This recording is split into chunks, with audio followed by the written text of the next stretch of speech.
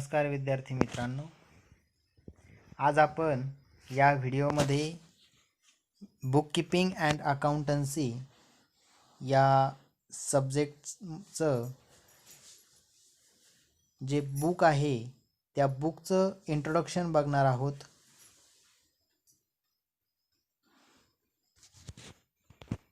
या ठिकाणी आपल्याला बुकचं मुखपृष्ठ जे आहे ते दिसत आहे.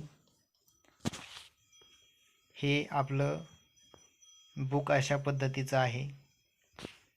आपल्या सब्जेक्टचं नाव आहे बुककीपिंग अँड अकाउंटन्सी स्टँडर्ड 11. त्यानंतर आपण नेक्स्ट पेज बघूया. पहा, हे पुस्तकातील दुसरं पेज आहे. त्यानंतर आपण बघणार आहोत इंडेक्स. कोणकोणते चॅप्टर्स आपल्याला अभ्यासायचे आहेत ते यामध्ये दिसत आहेत. पहिला आहे introduction to bookkeeping and accountancy. 2 meaning and fundamental of double entry bookkeeping. 3 journal. 4 ledger. 5 subsidiary book. 6 bank reconciliation statement. 7 depreciation. 8 rectification of error. 9 final account of a proprietary concern. 10 single entry system. हे 10 chapter आपल्याला अभ्यासायचे आहेत. आणि 11 number answer की, म्हणजे 10 चॅप्टरमधील जे काही question आहेत त्यांचे ॲन्सर शेवटी दिलेले असतात. तर आता आपण यानंतर प्रत्येक चॅप्टरमध्ये कोणकोणते घटक आपल्याला अभ्यासायचे आहेत किंवा कंटेंट कोणते बघायचे आहेत ते आपण पुढे बघणार आहोत. पहिलं चॅप्टर आहे introduction to bookkeeping and accountancy.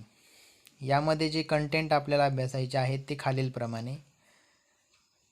1.1 meaning, definition and objectives.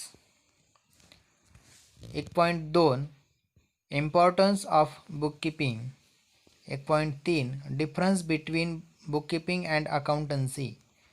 1.4 meaning and definition of accountancy. 1.5 basis of accounting system. 1.6 qualitative characteristics of accounting information.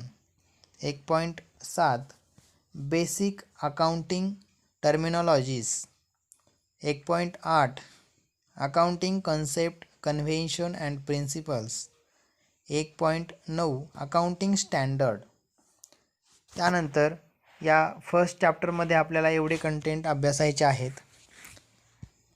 Next chapter आहे second meaning and fundamental of double entry bookkeeping. या चॅप्टरमध्ये खालीलप्रमाणे content बघणार आहोत. 2.1 meaning and definition of double entry bookkeeping system.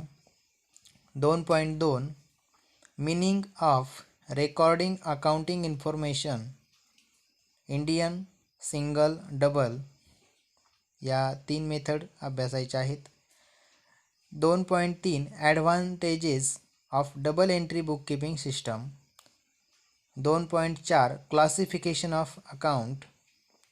2.5 golden rules of debit and credit, traditional approach.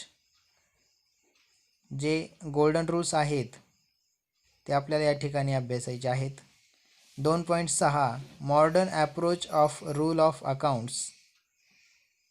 आणि त्यानंतर 2.7 illustration, म्हणजे काही आपल्याला उदाहरणे आपल्याला इथं अभ्यासायचे आहेत. 2.8 अकाउंटिंग इक्वेशन. त्यानंतर थर्ड चॅप्टर जर्नल. त्यामध्ये आपल्याला खालीलप्रमाणे कंटेंट बघायचे आहेत. 3.1 meaning, importance of and utility of accounting documents. 3.2 meaning, definition, importance and utility of journal. 3.3 specimen of journals, and 3.4 recording of journal entries with GST. GST stands for goods and service tax. Then second chapter ledger. यामध्ये आपल्याला खालीलप्रमाणे content बघायचे. 4.1 meaning definition and importance of ledger. 4.2 specimen of ledger. 4.3 posting of entries from journal subsidiary book to ledger. 4.4 balance of ledger account. 4.5 preparation of trial balance. या चॅप्टरमध्ये आपल्याला 5 घटक अभ्यासायचे आहेत. त्यानंतर 5वा चॅप्टर आहे सबसिडरी बुक. त्यामध्ये खालीलप्रमाणे कंटेंट बघणार आहोत. 5.1 introduction meaning and need for maintaining subsidiary book. 5.2 cash book with cash column.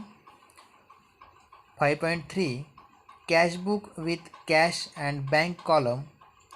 5.4 simple and analytical petty cash book under impressed system.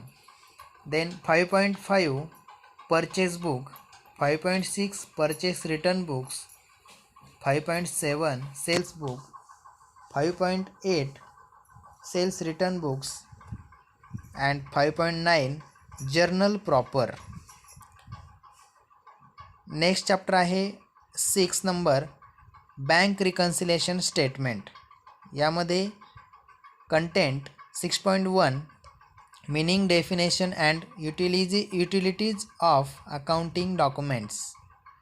6.2 meaning definition needs and importance of bank reconciliation statement.